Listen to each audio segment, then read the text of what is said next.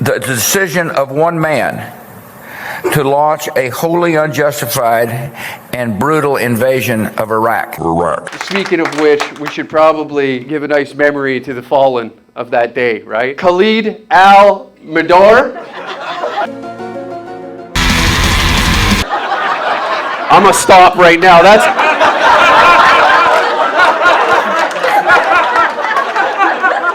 Allah Akbar, okay? I'll knock it off.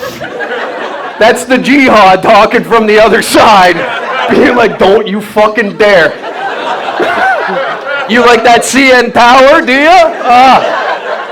Okay, I guess the real God is Allah. الأراذيل ساموا رسول أهل العزائم فالقول قول الصوارم كي تسترد